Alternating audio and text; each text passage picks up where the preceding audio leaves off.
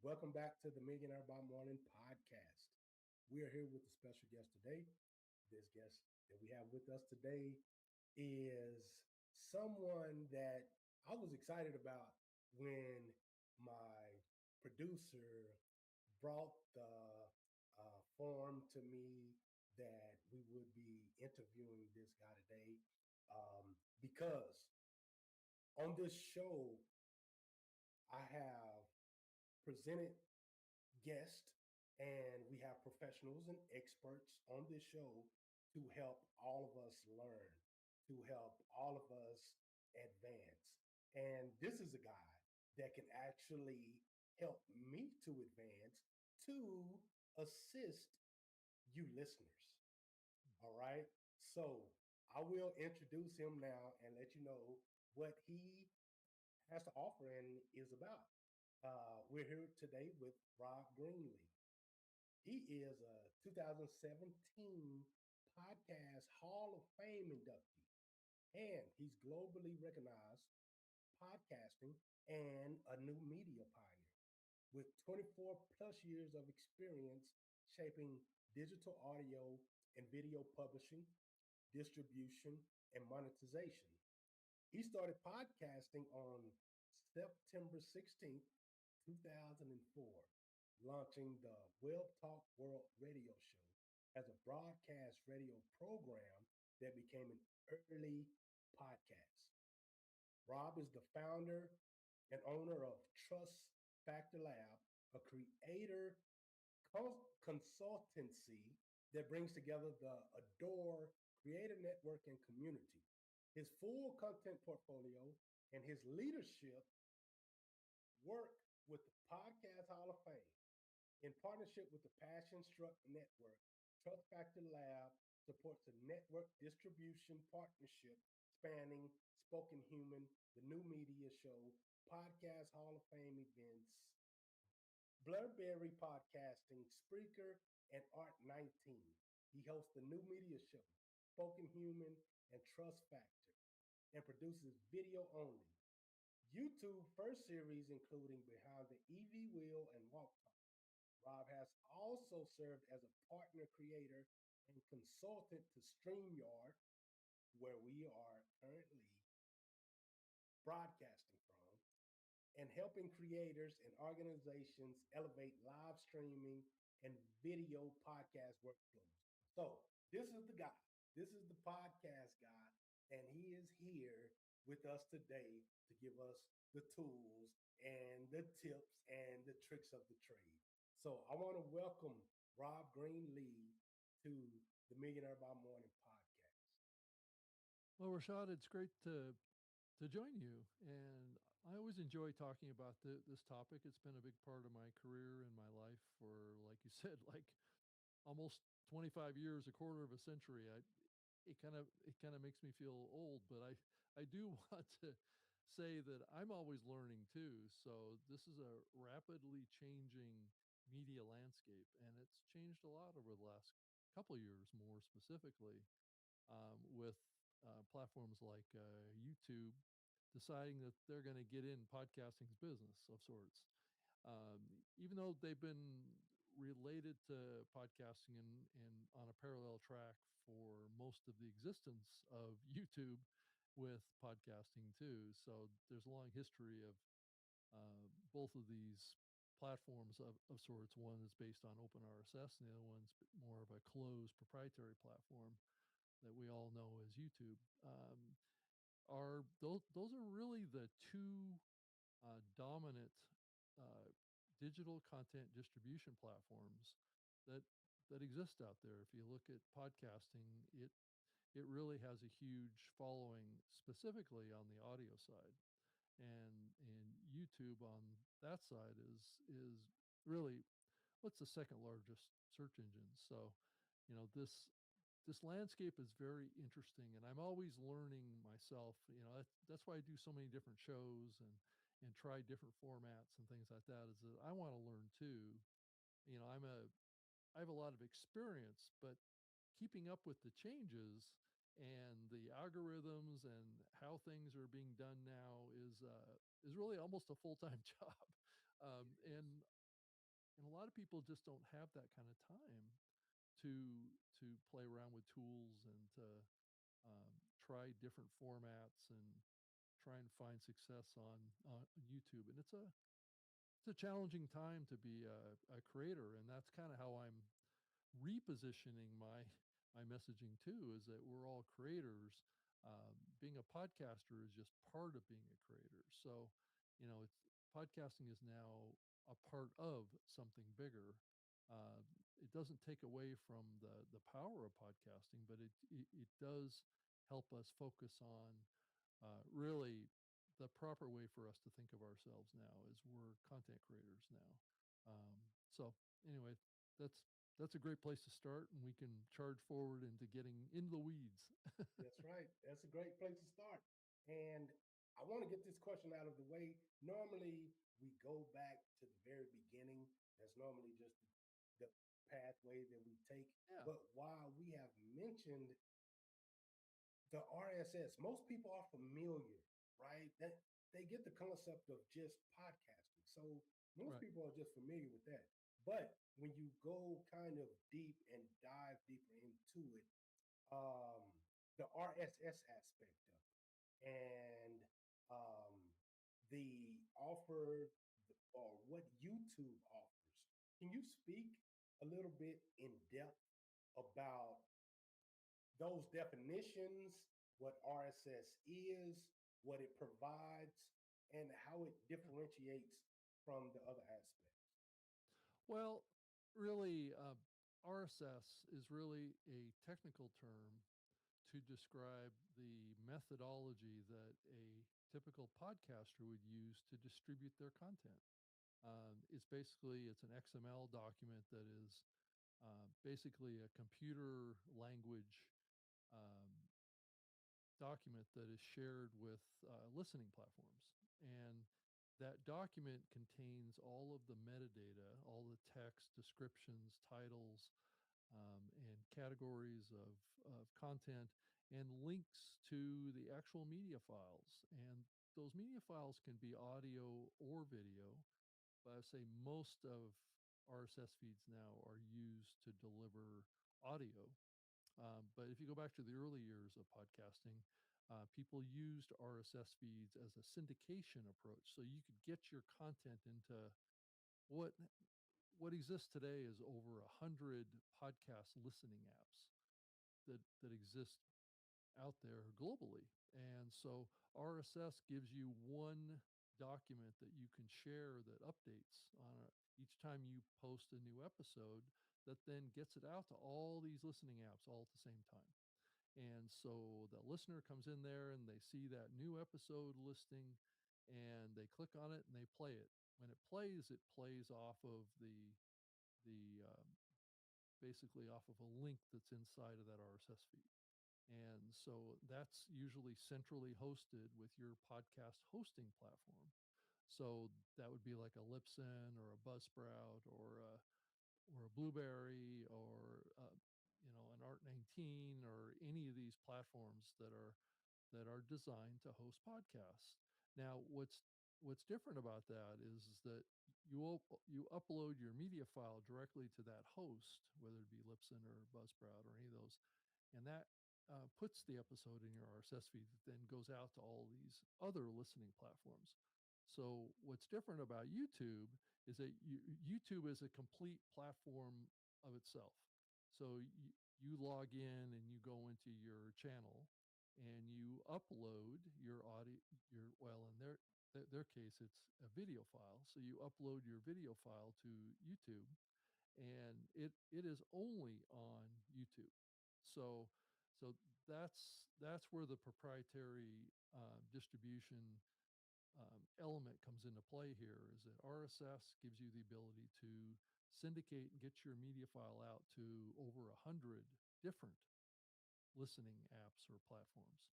And where if you upload just to YouTube, it only gets it up just to YouTube. And that's not to downplay the significance of uploading your file to YouTube because it's got billions of users. So it's a very powerful platform, but so is podcasting. So podcasting gets you out into over 100 apps, and can garner, thousands, hundreds of thousands, and millions of plays. And some of the larger shows garner that kind of audience on a global level.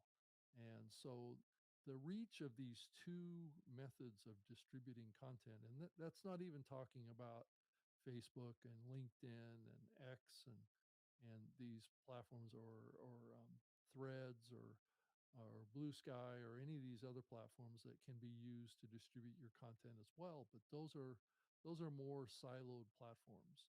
So you upload directly to them just like you do to YouTube. So that's kind of the distinction. Now XML with RSS, it's just it's just a document that computers read.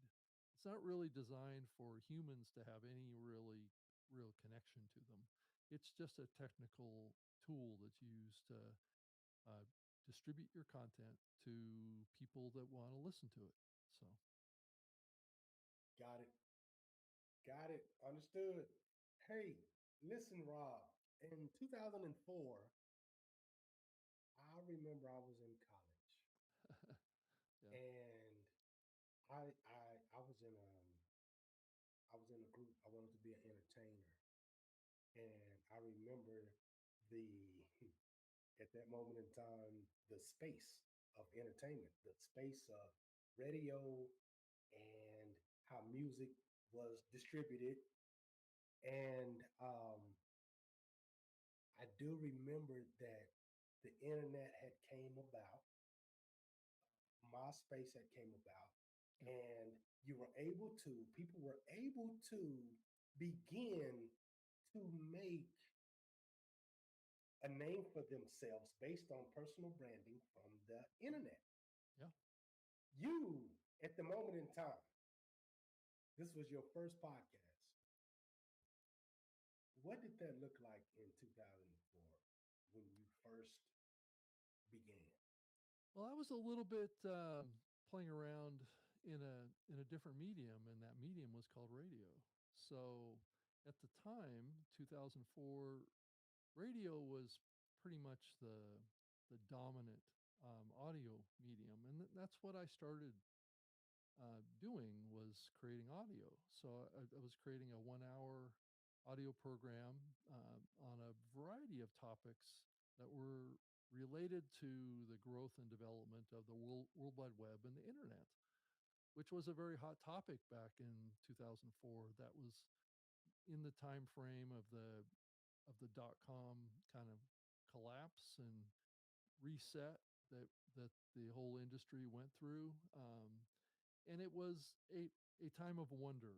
It was a time of people learning something new about technology. So there was a certain kind of culture around it, hackers and TV shows and movies and things like that. That was back in the era, to some degree, or actually coming out of the era of all sorts of cultural kind of change moments that were being created by technology and wireless internet and hacking and these concepts of people accessing their emails and getting smarter and smarter phones, because it was like 3 years after that the iPhone was launched and released, and that was a huge inflection moment for podcasting because Apple really embraced podcasting. Now they started embracing it in 2005.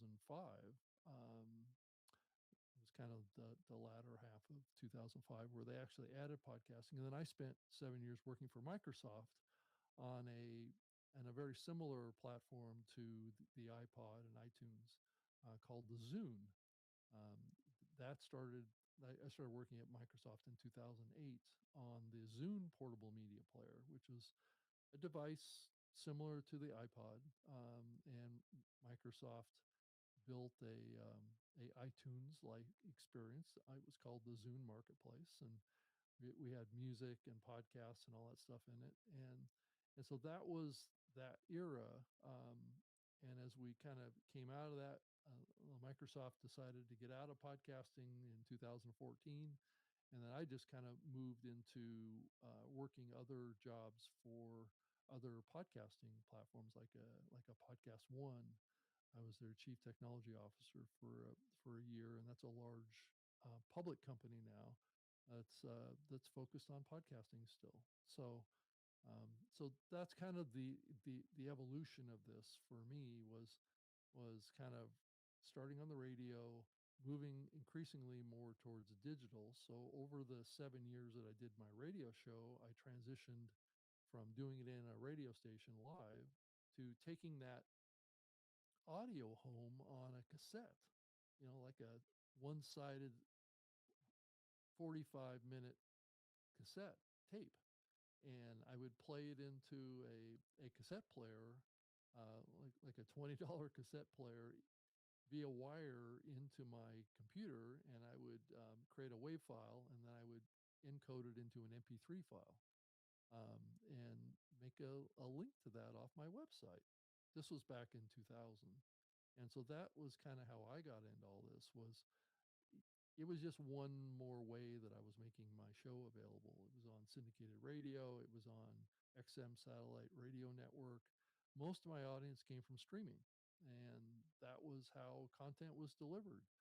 It was usually over the air via radio, or it was done via this up and coming new technology called streaming. And and we still have streaming today. That's the technology that YouTube uses. It's the technology that Spotify uses. So podcasting was always kind of this different model. It was all the download, right? So podcasts are typically delivered via download, which is, it's kind of a little bit slice and hairs between streaming and downloading. Most consumers of this content can't really see much of a difference, right? It's just more of a back end technical thing. Um, it's a different method of making that content go from one place to another or go from the server to a player, right? Um, there's some limitations to downloading around metrics and being able to see who's listening and for how long they're listening. Those are always the limitations where streaming was able to give you deep metrics into how long the audience was watching your show and where that traffic was coming from and what type of platform that they're consuming it on. It's usually, if it's done via streaming, it's usually a proprietary thing, or it's done off of one platform, not a syndicated approach across many platforms that RSS enable. Got it. Got it. That's Rob, let good me that you ask. got it. It's complicated. No, I study it. Is Yeah. well, to be honest with you, I was I was there in 2004. Ah, okay, okay. So you kept an eye on it then. Yeah, Okay, good. I studied it. I was studying it then. I'm one of the guys that was like, I should start podcasting. Right. And Yeah. then so it took me another 15 to 20 years to start. But I looked into it back then and kept an eye on it. Right. So now it's just like, okay, like I get it now. Not that I get it, but let me go ahead and do it. Maybe I would have been successful if I put the 20 or 25 years into it. But with that being said, they say that there's no such thing as an overnight success. It takes 10 years, 20 years to become a success before people even know. And we look at that when it relates to other things like artists, entertainers, comedians, people that are successful on a bigger scale. Do you believe that that's the same for podcasting? Like people kind of, because it's simple now, right? It's all you need is a camera, and you have all of the platforms, social media platforms, and you can start podcasting right now, Yeah. today, and grow your audience. But with you being someone that has seen it, been in the game, you you are in the Hall of Fame, podcast Hall of Fame, sit on the board. So what is your take on that? Like, to really be a success at podcasting, what does that look like? How long does that take? Well, you know what's interesting about it is when I started, there weren't a lot of podcasts. So, it's a little bit of a um, advantage and a disadvantage at the same time because there wasn't a lot of people that were aware of what a podcast was back when I started. So it was Right. one of those things that, most of us that started back in that era spent a lot of time answering this simple question: what is a podcast? So we spent a lot of time doing that.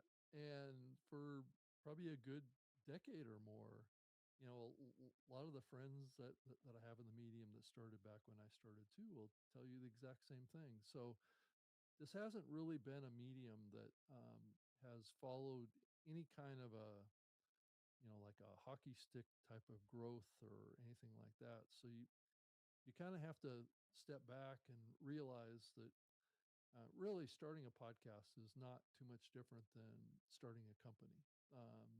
It's actually something that you build over time. And granted, I've been in the medium for a long time, but the truth of my experience is that sure, I've been doing shows with the various platforms that I've been working with, but I have not been a consistent creator for 25 years with the same show. So I did one show for 7 years. That was the radio show, and achieved some success in that era, right? Which I stopped doing that show. Funny though it may sound, in 2006. So I transitioned from being a creator primarily to helping others and working on platforms that supported the medium of podcasting. That's when I went to work for PodcastOne, and I worked for Libsyn, and I worked for Microsoft and stuff. So I spent many years supporting others and helping others have tools that would make it easier. So it doesn't really answer your question, but I'm just trying to set it up as an example myself. I'm probably not a great example because um, all the podcasting that I have done since my radio show have all been in support of other creators. So this concept of podcasting about podcasting, right, is not a genre that is typically very successful, right? It doesn't reach everyone's interests. So my experience in the post radio show era for me is not one where I'm like a Joe Rogan or something like that, right? Right. Joe Rogan is an example of someone that started his podcasting career after a Hollywood career, Right. and basically started in 2009. And so that's when he started. It was like 2009, 2010 timeframe is when Joe Rogan started. And most people have heard of Joe Rogan. I can come up with a a bunch of different names of people that started in that same time frame, and you can track their success. Like Mark Maron is another example of a guy that started in that same time frame, and Adam Carolla is another one. I've worked with all those guys and helped them in their earlier years to get started, and have friends of mine that work very closely with them. And so they've been going down this path much longer as a content creator than I have, right? So you just think about like a Joe Rogan or an Adam Carolla or a Mark Maron, and they're big names now, right? Or they're names from a, maybe to some degree, from a past era of sorts, because they were early pioneers. Those are the guys that I'm trying to get into the Hall of Fame. So just let you know, I've got two of the three in so far. So I've got Adam Carolla and Mark Maron are in the Hall of Fame now.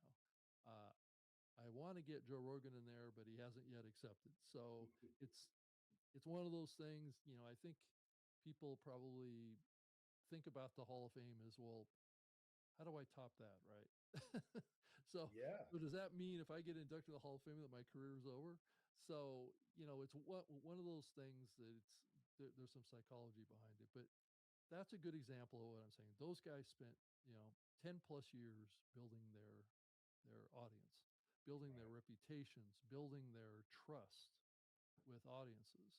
And I think that's a big part of this personal brand that you're talking about is that you have to build a reputation. Now, granted, all these guys, the common thread across all these guys is there's been times when they've messed up or they've said things or done things that maybe with a certain sector of their audience lost some trust, right? Yeah. But they're moving down a track. They're building name awareness. They're building um, reach. They're building on the back of frequency too. They're Right. always there. They're always in other media. They're always there in front of people, and that's the common thread across all three of those guys is that they've built that. And I'm not saying that it's easy for a normal person to step into that and achieve the level of success that a Joe Rogan or a Mark Maron or an Adam Carolla have been able to obtain in the podcasting space. Um, you know, the Adam Carolla started on the radio, right? Right. He's had TV shows. Really, the common thread across all these guys is that they're multi media format creators, Right.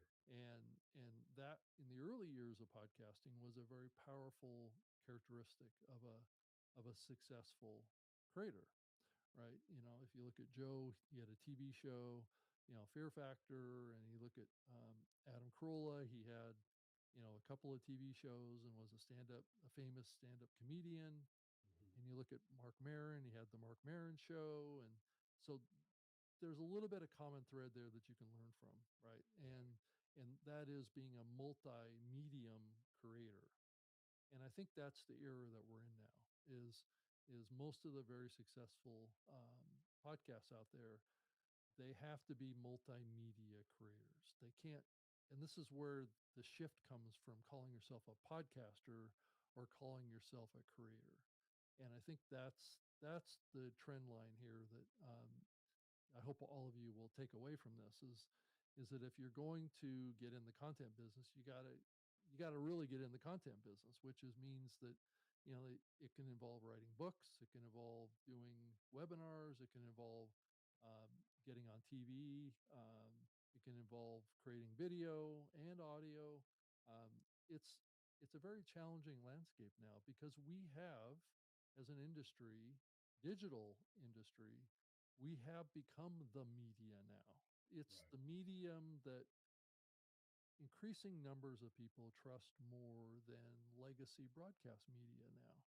Now, granted, you talk to an ABC or CBS or CNN, and they're going to say, "No, we're still the kingpins." But you know, the audience have voted, and what we've seen is that their audience is declining, and podcasters or new media creators are increasingly capturing millions, maybe two or three or four times the size of audiences for legacy media now. So they've lost their mojo, as they say. Um, Definitely. But one positive aspect that comes out of that is the advertisers still need to reach people. They still need to. So that's a positive for podcasters is right. you have podcasters have an audience and that audience is static. And with the static audience, sponsors and advertisers, that's what they're looking for. Someone who can grab a hold to their particular audience, their particular demographic, Hmm. and keep their attention right there, static. And if you are of that, you're the new media, well, guess what? Those dollars trickle down or trickle through through you. So Yes, Yes. So it's also a little bit funny about all this, and I think you raise a really good point. Is that those advertisers and those brands are still figuring it out. Yeah. I mean, a lot of the brands and a lot of the big advertisers, bought TV and radio and bus boards. I did the same thing. I have a marketing background and have done a lot of that myself, um, for various companies that I've worked for, but the landscape has changed now, and the the media buyers or the advertising brands are still catching up. I mean, there's still a lot of brands out there that still don't buy that much of digital, content now.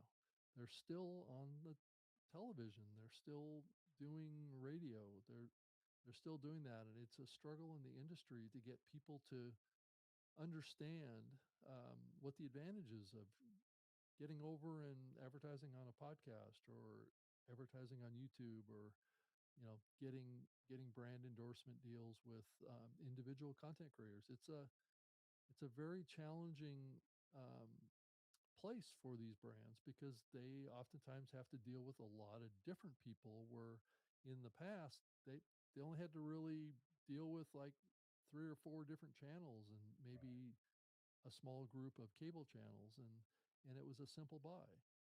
Now it's much more complicated. You get into personal brand and you get into influencers and you get into these areas, and and the metrics are not always consistent, around what they're actually buying.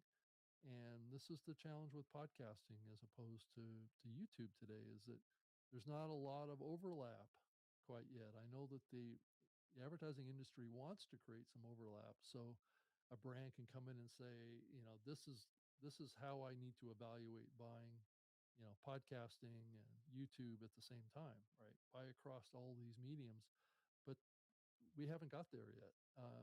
And it's hard, and that's what keeps out these big brands from getting involved and feeling like, well, I don't really understand this digital landscape. It's too complicated. It's just easier to just go over and continue doing what we've always done. And with that, you are correct. 100% you are correct. But how and in what sense, in what way is it has to come down to the metrics, It right? does. It does. How things are counted, what's the what's the standard formats? What's the length of the ads? Where are the ads placed? All these are variables that these brands have to navigate because each of the mediums is a little different. You know, running an ad on TikTok is different than running an ad on Instagram or Facebook, as well as doing it with YouTube, as well as doing it with podcasting. So, you know, you you're creating a very complex scenario, and I know that the Interactive Advertising Bureau, which is called the IAB, is trying to solve this problem right now. They're working on kind of a coalescing of metrics and being able to create one standard metric for how to count everything everywhere and be able to roll it up into one number. But the problem is that there's different methods that this content is being distributed, and there's different, um, abilities of these platforms to accurately track consistently across all of these different audiences and these different platforms. So it's really an ongoing struggle. I think the industry will get there. I think it'll get there probably within a couple of years. Um, Once we kind of coalesce this and figure out what's going on here, there's talk about streaming coming back into podcasting because of these challenges. But that's a steep hill to climb because we've spent 20 years building it off of a download. So Right. it's a it's a hard, change is hard. You know, Joe, I mean, Rob, I'm sorry, I have an It's upcoming okay. podcast in the next 15 minutes with a guy named Joe. Listen, here's I am very interested in Passion Struck Network. Okay. Can you speak on that network and how um, how can creators join and what it's all about. Well, the Passion Struck network is a network of shows that are have a common and consistent kind of approach and message, right? So if you think about this concept of passion and um, and also meaning and all these human characteristics, that is what that network is about. So it was started by a guy that created a podcast called Passion Struck, and that's been a very successful podcast. His name is John R. Miles, and he's a former military guy. Plus, he used to be a CIO for Dell and other big corporations. So he's got a strong background in leadership, and he's an author and all this stuff, and does a lot of speaking. And his podcast, like I said, he brings on a lot of inspiring guests and ones that can help people pursue their passions, right? And bring meaning to others, and have brought meaning to their own lives by following their passions, which happens to have a correlation to John's show.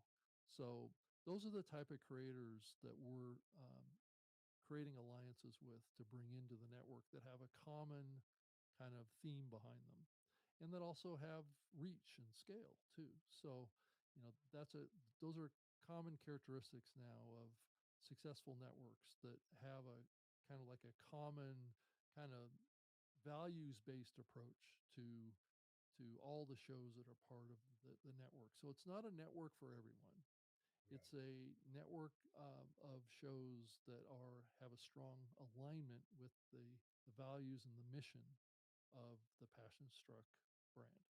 Right. Um, Got it. so so that's that's what it's all about, and it's also going to be much bigger than that too. There's going to be Passion Struck events.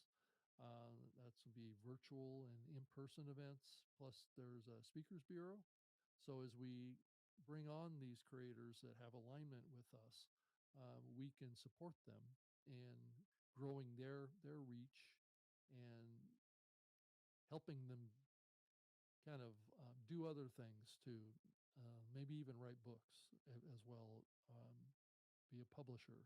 So that gets back to what we were talking about earlier about, to be successful now, you have to be a Yeah, multimedia creator, that's right. and which is really the common thread. If you look back even to the earliest days of podcasting, and why, to some degree, I haven't been a massively successful podcaster myself, because I really haven't been a multimedia creator. I've just been helping others people do it. So now And I'm in a phase of life now where I'm trying to create more content again. yeah, you're like, you know what? You have to be all over the place. And I will it it's truly kind of funny because Yeah. if you listen to Gary V, Yeah. do you know Gary V? Gary Oh yeah. Vaynerchuk? I know Gary. Yeah. So I don't know, I'm telling you about 2004 when I said, I see podcasts and I see where you can have your own radio station, but I didn't do it. So now it's 2026, right? So what's funny is Gary V was telling people way back then, you're no longer a marketer. You are no longer just in one area. You yourself is an entire media Yeah. company. And he Yeah. so Right. now he's like, I told you, I've been telling you, I told you. You So, didn't listen to me, and right. look what happened. Yeah. Yeah. He was and I know it because I remember listening to him and he used to preach that. And that was his thing was you have to do it all. You have to be all over the place. You have And it's to, hard now. It's hard because all these platforms are complex and yeah, difficult to manage, very time consuming. It's why a lot of the creators now have some level of team behind them, right? They yeah, have had to hire, editors and producers and things like that that can help them navigate these very complex waters. And that's just the reality of it today because we have professionalized, and which does make it difficult for new people to enter the medium, of which I don't think we're seeing as many people jump in and start being a podcaster as we saw like maybe back during the pandemic. No, we're not. We're definitely not. It takes a lot of work. And Yeah. for anyone that's out there that's listening, trust me, it takes a lot of work. Me, Yes. I'm at the point now, I'm a full-time podcaster. I do Tuesday through Thursday, 4 to 5 podcasts a day. Wow. And then Congratulations. That's dedication there, sir. thank you. And I am doing it for a reason. And I believe that I can help the people that I am attempting to interview. You know, Yep. I do honestly believe that I have something for them and I can help them. I can assist. I won't interview everyone, but the people that I do interview, not only can I help them, but the people that watch me, the podcast will help them as well.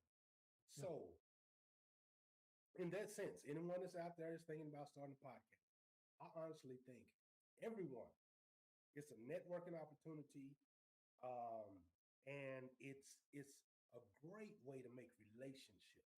Yeah. A Yep. great way, to have a great conversation. But it is hard work, truly and honestly.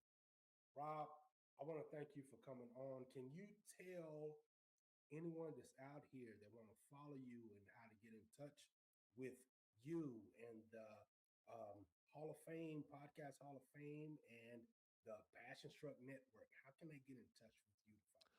Well, all those have a website that's associated with them. So if you just wanted to go to robgreenlee.com, you can see the spelling of my last name.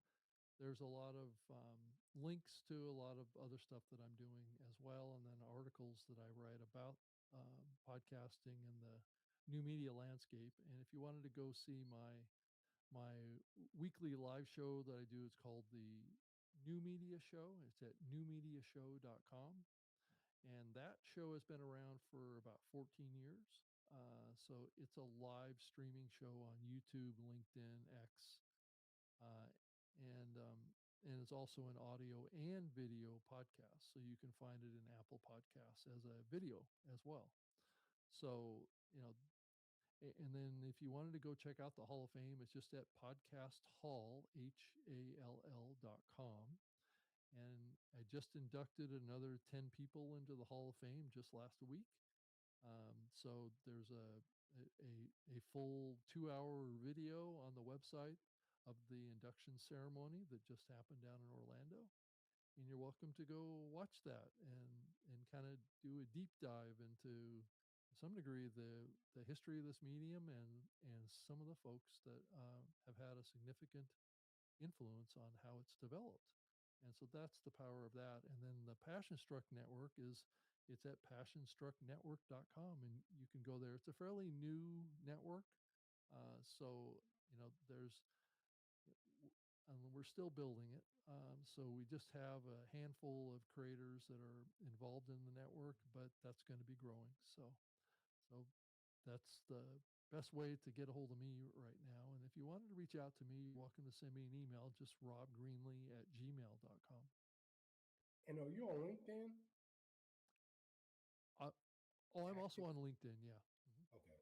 Oh, yeah. I've Okay. been on there since pretty much LinkedIn started. Okay. So, Okay. right. So, well, listen, Rob, listen, man, this would have been one of those conversations that would have went well over an Oh, hour. yeah. Well, there's lots Um, of topics.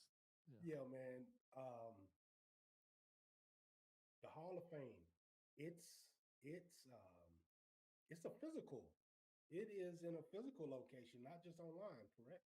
Yeah, each time we induct a group of people, we have an in-person ceremony, right? Okay. So that's what happened down in Orlando at the Podfest Expo, which is a podcasting conference. Okay. So we held it in Orlando, and I think we had like maybe 250 people in the audience that Awesome. watched it live on stage. So Awesome. Hey, and man, listen, yeah. that type of thing, because I'm always a steward and I'm always trying to learn. If you need a volunteer, reach out to me. If you need a Okay. volunteer to help out with any of that, All right. Well, thank you. I I appreciate want that. to thank you, man. Yes, very much so. I like to see, I like to see it grow and, be a part Oh, of it if well, I possibly could. yeah, it's been around since 2015, so it's had a it's yeah, I was inducted in 2017, so Okay. I was part of the was it the third group, I guess. Right. That's awesome, man. Hey, I want to thank you for sharing tips and tricks and the trades with my audience and being here. And like I say, man, anybody that's out there listening, I would suggest that you follow Rob. He's been doing it for a long time. And there are new things that's being involved, but yet and still the best way of doing things is the old way leading into the new things. Trust me. It's always that Okay. way, right? Yeah. Yeah, that's just you have to start with the foundation. It's just simple as that. Right. If you want to Start with just the start foundation. doing an audio show, there's certainly nothing wrong with that. An audio podcast is still garnering the most audience in podcasting right now. So, it's great to do video, but do video when you're ready to do video. It's easier to Right. start with audio. And that's what I would recommend as the place to start. And if you want to start adding video like shorts and vertical video over time, and then eventually get on like a StreamYard or Riverside or some of these platforms and just produce everything as a video. But then you have to have a strategy on how you're going to keep the audio going and have it be good on the audio side as well as on the video side. So it's it's a little bit of a balancing act to get it right. That's Yeah, right. That's right. The most important thing of it all is just get started. yeah, Just that's get true. started with That's true. something. Yeah, if And you're then, excited about it, just start doing it and don't worry about it too much because at the very beginning probably nobody's listening anyway. So you got nothing to exactly. lose. Just get out there and just start creating content, and as you get better, your audience will grow. So You're right. You're right. Not only will your audience grow, I have this to say. I have this to say, and then we'll go. I started this podcast. This will be my third year. And it is exactly what you just said. And the truth be told that not only will your audience grow, your reach. your reach and the people that you interview, Will your come. the people that you interview will get more interesting and they'll be more geared towards what you're trying to the message that you're trying to get out and more um, experienced people. Rob, I Yeah, wouldn't have and had you on here 2 years ago, right? I would have, been stumbling and fumbling over my words and didn't know how to carry a conversation because it just wasn't the time. But well, you now it hadn't is. had enough experience. I think confidence fosters quality. So I Right, think that's the key thing too. If you haven't had significant time on the microphone, you're probably not going to be that good on the microphone. So, I mean, oftentimes, I mean, there are examples of people that just have natural gifts. If you know what I'm saying, yeah, the gift of gab of sorts is the right, common thing. I never really had that when I started. It was more like I had to grunt and groan through it all and surround myself with others that could boost me up of sorts. And sometimes that's a good way to get started too. Is just have your friends around you and do something together and then that builds some momentum and then over time you can branch out and do your own thing and that's how I got started. And that's right. so, this whole solo thing was something that I tried just like 3 years ago. So it wasn't really that long ago for me because most of the shows that I do are like this, right? They're conversational shows, Mhm. not solo presentations. But increasingly, people are doing solos now. So Solo's hard. I tell you. I tell anyone out there. Well, unless you're that type of person, but yeah, right. I you mean, if know, you're very outgoing and yeah, very personable and speak very well on speaking into a microphone and into a camera, that takes a little practice to get that right, right. right. Well, hey, I got to get out of here, Rob. Thank Okay. you so much, man. The Trust Factor Lab. Thank you for being on today and giving us all of this information. To anyone that's out there listening, follow Rob. I'm Thank you. just telling you now, follow him.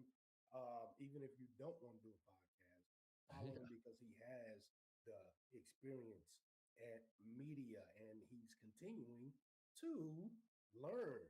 So Yep. we should all want to be able to do that at the least. So Yep. I want you all to continue to make moves, make money, and make meaningful memories. You know the motto. Till next time, we'll talk to you later. Bye now.